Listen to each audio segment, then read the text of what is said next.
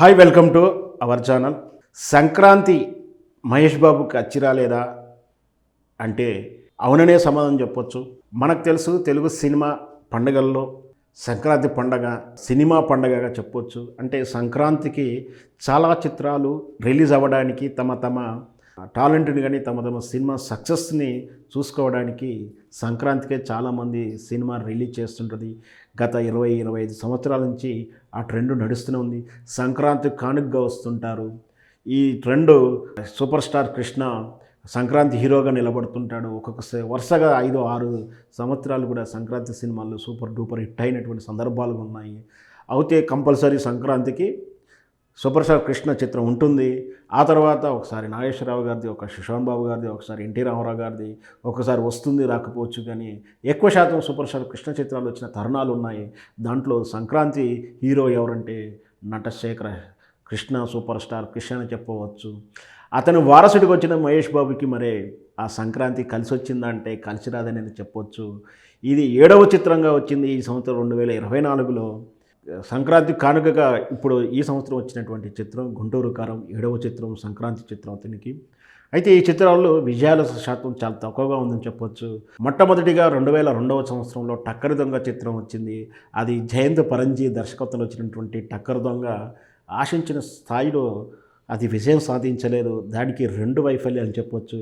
సంక్రాంతి వైఫల్యం చెప్పొచ్చు, కౌబాయ్ చిత్రం వైఫల్యం చెప్పొచ్చు. ఎందుకంటే ఈ రెండిట్లో హీరో సూపర్ స్టార్ కృష్ణకు మంచి పేరుంది. కౌబాయ్ చిత్రాల్లో తనకు మించినటువంటి నటుడు లేడు.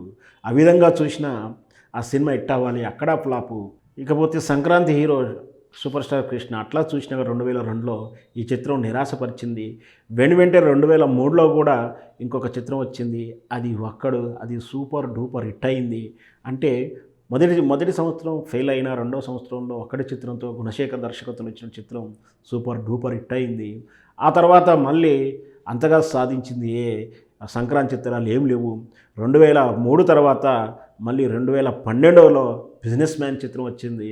ఇది యావరేజ్ తక్కువగానే ఉంది. పూరి జగన్నాథ్ దర్శకత్వం చిత్రం. మళ్ళీ ఆ తర్వాత 2013లో సీతమ్మ వాకిట్లో సిరిమల్ల చెట్టు. సో ఇది బాగానే ఆడింది. అంటే ఒక్కడును సీతమ్మ వాకిట్లో సిరిమల్ల చెట్టు 2 కూడా హిట్ అని మనం చెప్పుకోవచ్చు. ఆ తర్వాత 2013 తర్వాత 2014కే నేనొక్కడే చిత్రం నిరాశపరిచింది. ఆ తర్వాత 2014లో కూడా వచ్చినటువంటి ఆ తర్వాత 2020లో వచ్చినటువంటి చిత్రం సరిలేరు నీరికెవ్వరు. ఈ చిత్రం కూడా నిరాశపరిచింది. ఇప్పుడు 2024లో వచ్చిన చిత్రం కూడా గుంటూరు కారం.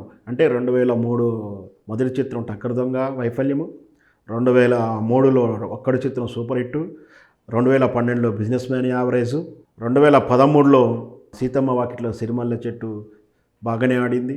ఆ తర్వాత 2014లో నేనొక్కడే, 2020లో సరిలేరు నీకెవరు. ఈ 2 కూడా వైఫల్యం చెందాయి. 2024లో వచ్చినటువంటి గుంటూరు కారం కూడా యావరేజ్ అని చెప్పొచ్చు.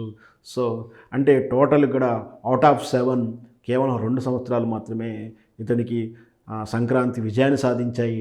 కాబట్టి సంక్రాంతి అచ్చొచ్చిందా రాలేదా అనేది మీరే డిసైడ్ చేసుకోండి.